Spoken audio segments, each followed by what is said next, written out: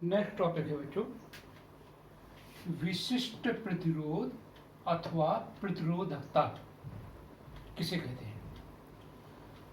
तो प्रैक्टिकली रूप से, प्रयोगात्मक रूप से ये देखा जाता है कि जो चालक का प्रतिरोध है वो लंबाई L के अनुक्रमानुपाती तथा अनुप्रस्थ परिच्छेद के क्षेत्रफल A के व्युत्क्रमानुपाती होता है।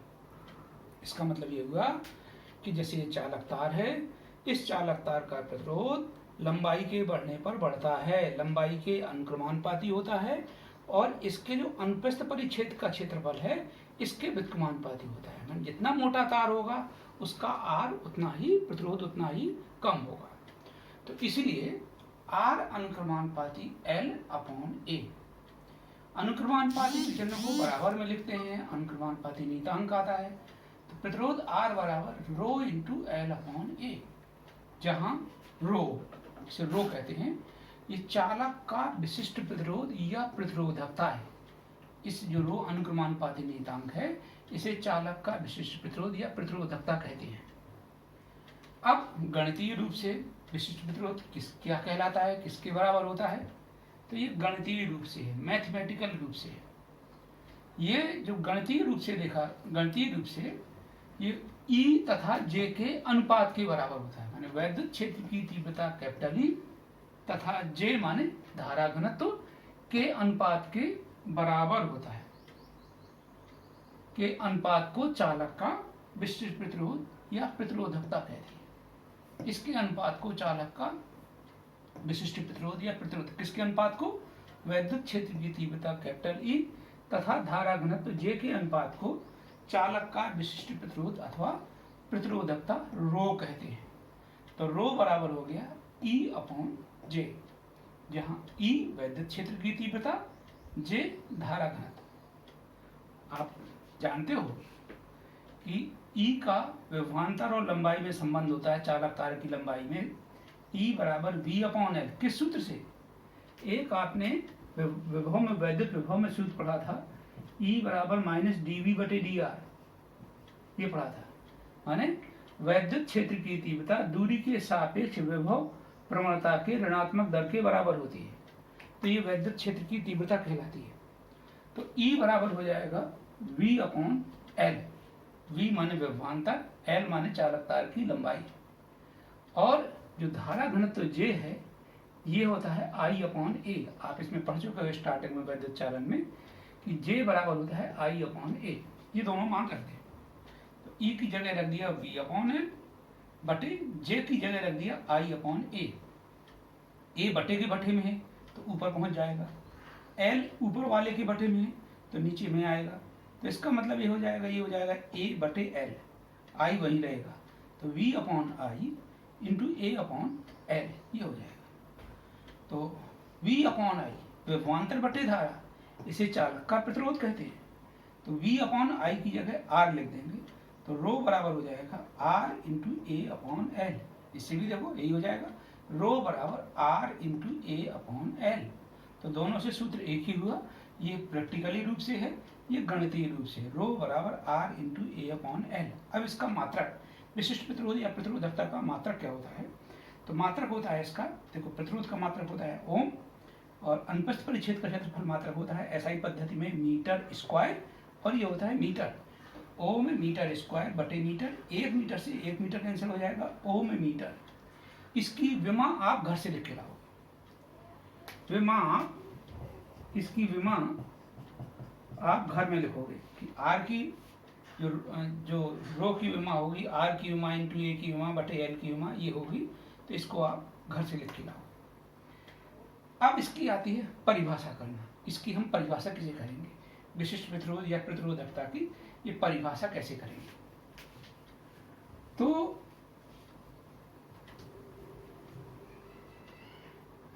अब हम इसकी परिभाषा करेंगे। तो आप सूत्र पढ़ चुके हो, रो बराबर R इंटू A/L होता है। तो यदि A बराबर 1, अनुप्रस्थ परिच्छेद का क्षेत्रफल 1 है, L बराबर 1, चालक तार की लंबाई 1 है, तो रो बराबर आर, माने विशिष्ट प्रतिरोध चालक तार के प्रतिरोध के बराबर होता है। इसका मतलब ये होगा कि एकांक अनुप्रस्थ परिच्छेद के क्षेत्रफल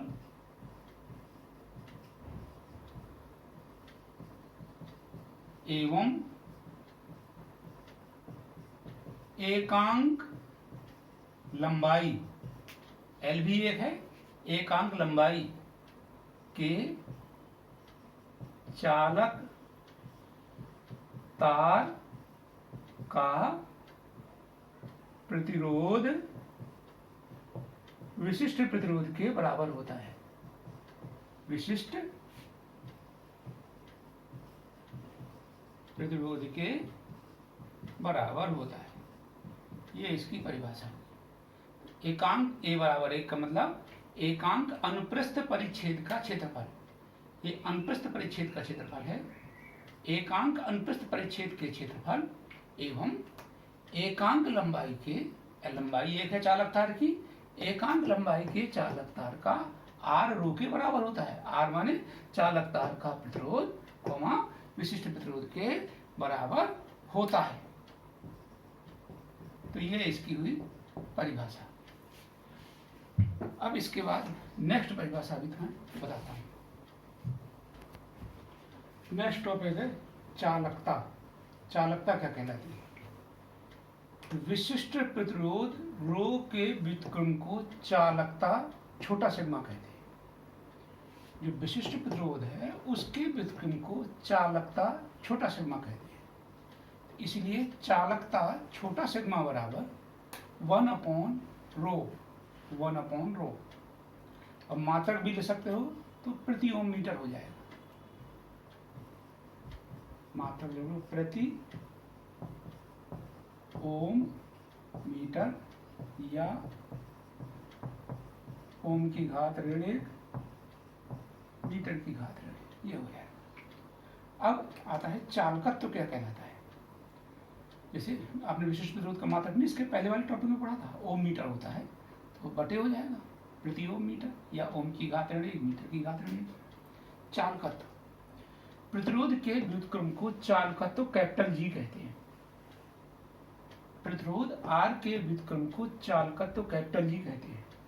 इसलिए चालकत्व कैपिटल जी बराबर 1/r। प्रतिरोध का मात्रक होता है ओम, तो 1/ओम, 1/ओम को इसका मात्रक कहेंगे ओम की घात ऋण 1। हम ओम को कहते हैं OHM, तो इसका उल्टा हो जाएगा MHO।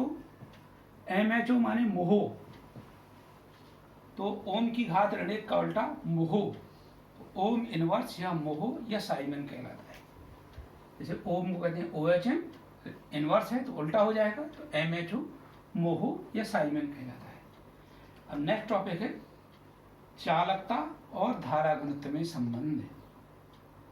आप जानते हो विशिष्ट प्रतिरोध रो बराबर E/J होता है, पहले टॉपिक में पढ़ा था मैंने। वैद्युत क्षेत्र की तीव्रता और धारा घनत्व J के अनुपात को चालक का विशिष्ट प्रतिरोध या प्रतिरोधकता रो कहते हैं। तो रो बराबर हो जाएगा E/J। और अभी इधर लिखा है चालकता, चालकता छोटा सिग्मा बराबर 1/रो, और रो का मान यहां से रख देंगे इसमें। रो छोटा सिग्मा, चालकता छोटा सिग्मा बराबर 1/रो की जगह रख देंगे E/J। E/J रख देंगे तो J बटे के बटे में है तो ऊपर पहुंचेगा, तो J/E हो जाएगा। क्रॉस मल्टीप्लिकेशन करोगे तो J बराबर छोटा सिग्मा इंटू A, माने धारा घनत्व बराबर विशिष्ट प्रतिरोध गुणा वैद्युत क्षेत्र की तीव्रता। अब नेक्स्ट टॉपिक पढ़ा। देखिए नेक्स्ट टॉपिक है तार को खींचने पर प्रतिरोध पर प्रभाव। यानी जब हम तार को खींचते हैं तो तार को खींचने पर उसका प्रतिरोध कितना बढ़ता है, कैसा बढ़ता है। अब इसमें दो स्थितियां होती हैं। एक स्थिति होती है यदि हम तार को खींचते हैं उसकी लंबाई बढ़ती है, तो ये हो जाएगा लंबाई का प्रभाव, ये परीक्षा में ज़्यादा आता है। दूसरा होता है तार को यदि हम पिघला करके दबाते हो तो उसका अनुप्रस्थ परिच्छेद का क्षेत्रफल बढ़ता है, तो वो जाता है अनुप्रस्थ परिच्छेद का क्षेत्रफल का प्रभाव। या अनुप्रस्थ परिच्छेद का क्षेत्रफल a बराबर पाई आर स्क्वायर होता है, तो वो त्रिज्या का प्रभाव भी उसी से निकाला जाता है। तो सबसे पहले है लंबाई का प्रभाव, माने ये तार है, तार को हम पिघलाएंगे, पिघला करके पतला करोगे, या उसको तार में एक गुण होता है तन्यता का गुण, माने तार के मोटे के पतले तार बनाए जाते हैं, उसको हम तन्यता कहते हैं, वही लंबाई का प्रभाव कहलाता है। तार को हमने लंबा किया, तो जब हम तार को आप पिघला करके लंबा करते हो तो उसका द्रव्यमान नहीं बदलता। तो इसका मतलब ये हुआ तार को खींचने से पहले का द्रव्यमान m1 बराबर तार को खींचने के बाद का द्रव्यमान। वही तार है, उसी धातु का तार है, उसको तार को पहले खींचा तो खींचने से पहले का द्रव्यमान और तार को खींचने के बाद का द्रव्यमान। और एक संबंध आप पढ़ चुके हो, ये संबंध होता है द्रव्यमान बराबर आयतन गुणा घनत्व। द्रव्यमान बराबर होता है आयतन गुणा घनत्व। तो इसका मतलब यह हुआ तार को खींचने से पहले का आयतन V1 इंटू घनत्व D बराबर तार को खींचने के बाद का आयतन V2 इंटू D। हमने D1 D2 इसलिए नहीं लिखा क्योंकि उसी धातु का तार है, उसी को मोटा पतला करते हैं, तो एक ही धातु को खींचने पर, एक ही धातु के तार को चाहे मोटा करो या पतला करो खींच करके, उसी धातु का है तो एक ही धातु का घनत्व समान होता है और एक ही धातु का विशिष्ट प्रतिरोध भी समान होता है, तो इसलिए ये D है। तो ये हो जाएगा V1 बराबर V2। अब आपने पढ़ा है, ये जानते हो, तार का आयतन बराबर होता है पाई आर स्क्वायर एल बराबर पाई आर स्क्वायर अनुप्रस्थ परिच्छेद का क्षेत्रफल कहलाता है AL। तो ये होगा A1 L1, माने तार को खींचने से पहले A1 L1 बराबर A2 L2, तार को खींचने के बाद। समीकरण नंबर 1। जब हम न्यूमेरिकल लगाएंगे परीक्षा में तो इस स्टेप को भी नहीं लिखेंगे, इस स्टेप को भी नहीं लिखेंगे, सिर्फ यहां से लिखना शुरू करेंगे। तो हम ये कहेंगे कि जब हम तार को खींचते हैं तो उसका आयतन अपरिवर्तित रहता है, माने तार को खींचने से पहले का आयतन बराबर तार को खींचने से बाद का आयतन। अब ये क्यों होता है, ये मैंने आपको स्टार्टिंग से बता दिया कि जब हम तार को खींचते हैं तो उसका द्रव्यमान नहीं बदलता, तो तार को खींचने से पहले का द्रव्यमान बराबर तार को खींचने के बाद का द्रव्यमान। तो द्रव्यमान बराबर आयतन गुणा घनत्व होता है, तो V1D बराबर V2D, तो D से D कट जाता है, तो यहाँ से स्टार्ट करते हैं V1 बराबर V2। तो ये हो जाएगा A1 L1 बराबर A2 L2। अब आप जानते हो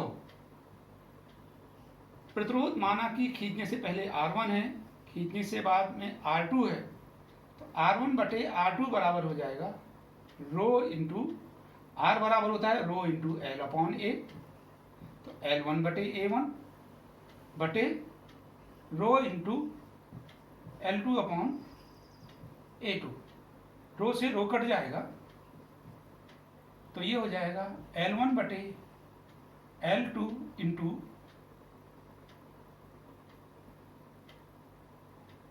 A2 बटे A1, ये हो जाएगा। अब लंबाई के प्रभाव में हम मान सकते हैं इसको कि माना कि उसकी लंबाई n गुना हो गई, माना लंबाई, पहले हम मानेंगे, माना लंबाई n गुना हुई, n गुना बढ़ गई, n गुना हो गई।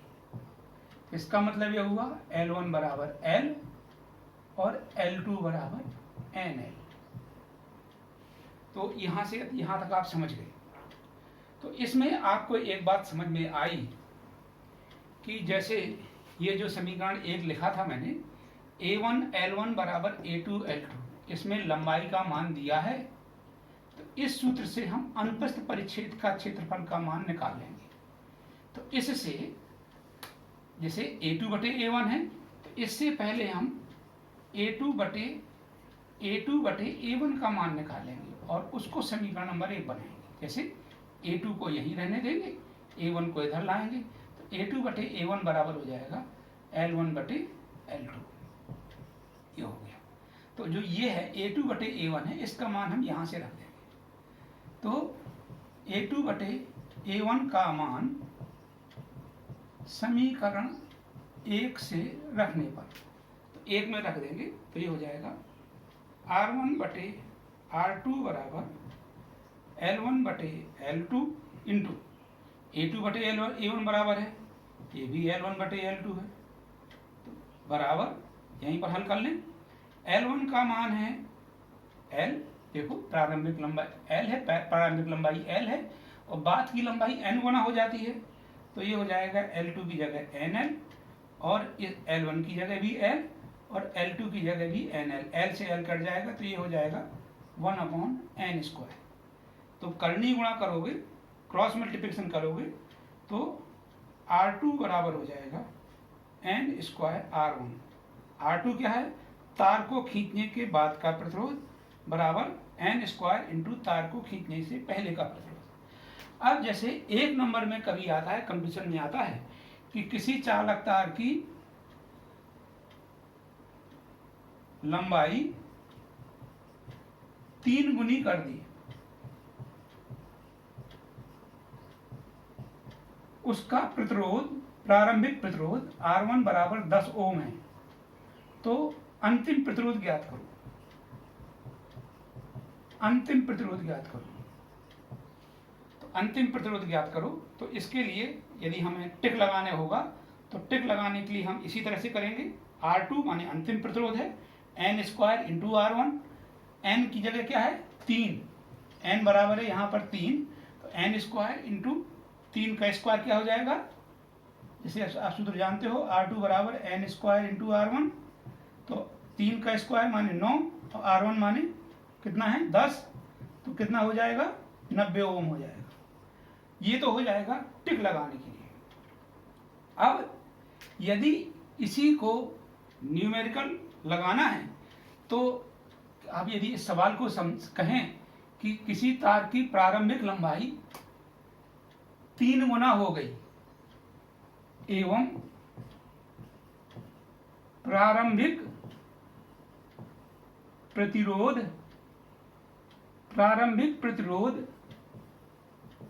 10 ओम है, 10 ओम है, तो अंतिम प्रतिरोध ज्ञात करो।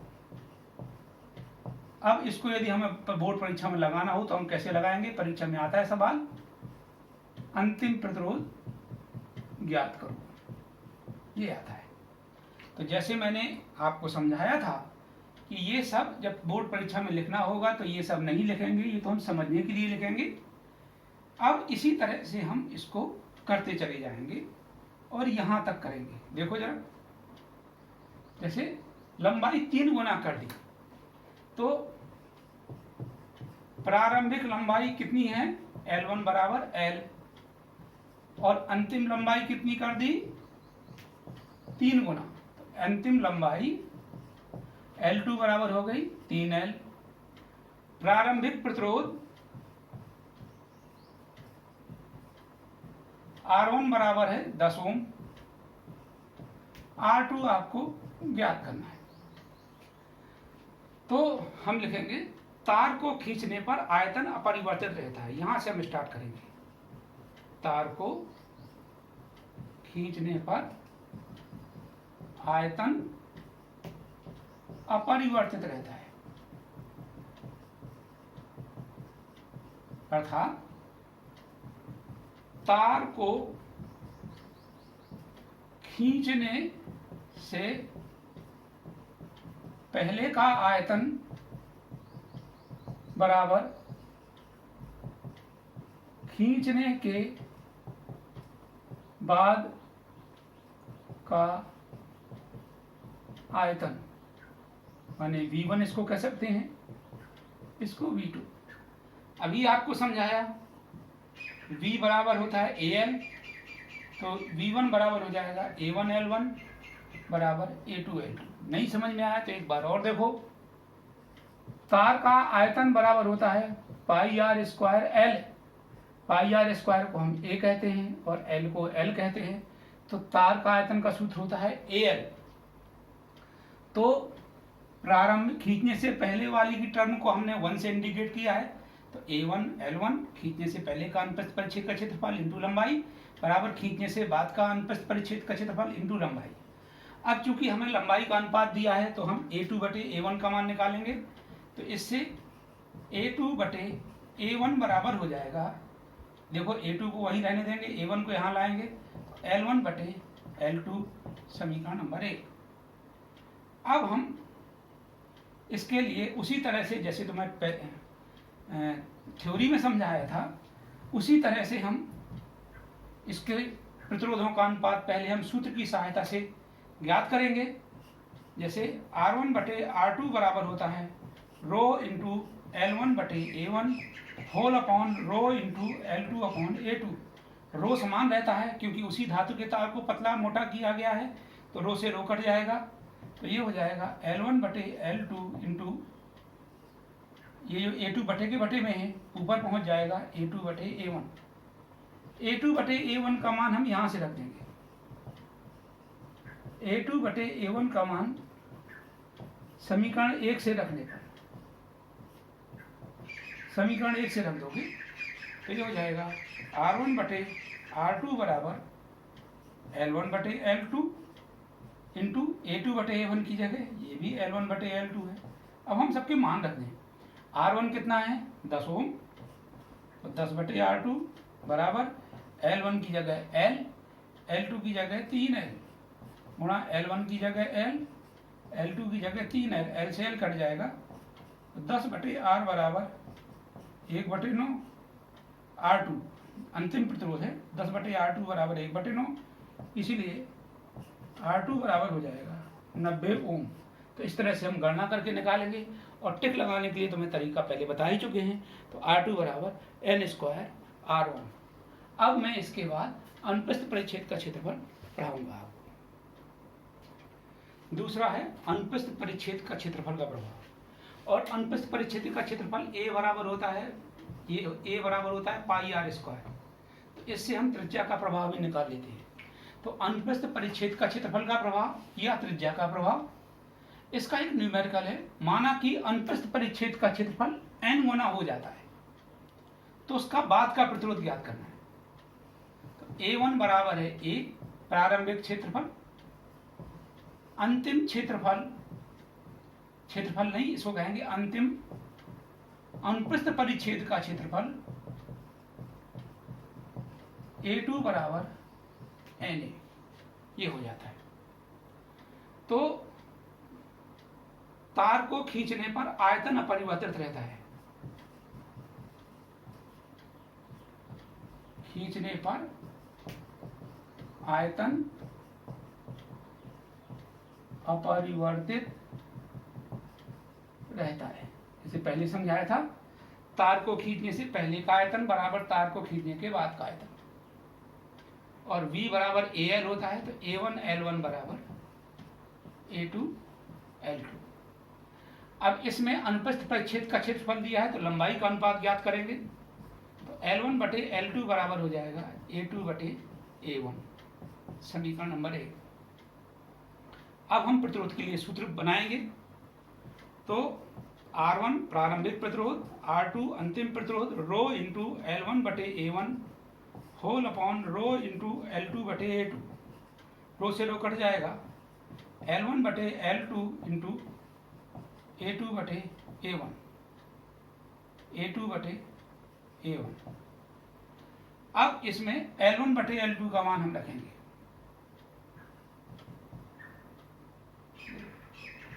L1/L2 का मान समीकरण 1 से रखने पर, तो ये हो जाएगा R1/R2 बराबर L1/L2 का मान है क्या A2 बटे A1 इंटू A2 बटे A1।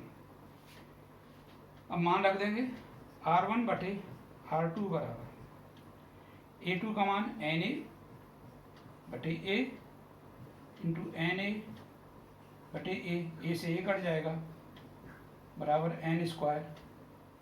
तो ये होगा R1 बटे R2 बराबर, इसीलिए R2 बराबर 1 बटे N स्क्वायर इंटू R1, ये हो जाएगा। यदि हमें त्रिज्या का प्रभाव निकालना है तो इसी को हम आगे बढ़ा देंगे, यहाँ से हम इसको पढ़ेंगे। तो A पाई आर स्क्वायर कहलाता है, तो पाई आर स्क्वायर L1 बराबर पाई R2 स्क्वायर L2। इसमें R1 बराबर R और R2 बराबर NR, माने जैसे इसमें अनुप्रस्थ परिच्छेद का क्षेत्रफल n गुना कर दिया था, अब इसमें माना कि त्रिज्या n गुनी कर दी, तो R2 की जगह हम NR कर देंगे। तो पाई से पाई कट जाएगा, तो ये हो जाएगा L1 बटे L2 बराबर R2 स्क्वायर बटे R1, समीकरण नंबर 1। अब जो ये सूत्र आया है, सीधे सीधे ये जो सूत्र आया है ये वाला, ये सूत्र हुआ क्या, R1 बटे R2 बराबर L1 बटे L2 इंटू A2 बटे A1। L1 बटे L2 का मान रख देंगे, उसी तरह से का मान रख देंगे।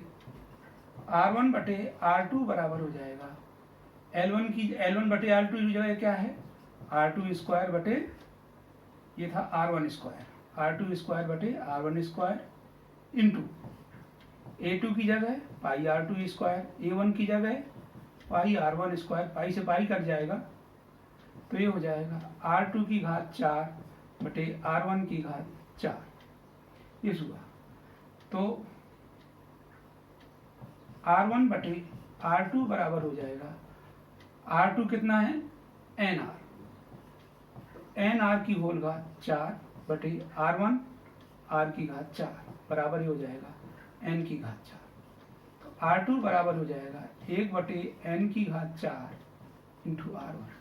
तो त्रिज्या जो हो जाएगी वो 1 बटे N की घात 4 होगा, और अनुप्रस्थ परिच्छेद के क्षेत्रफल में 1 बटे N स्क्वायर होगा, क्योंकि त्रिज्या बराबर अनुप्रस्थ परिच्छेद का क्षेत्रफल A बराबर होता है पाई R स्क्वायर।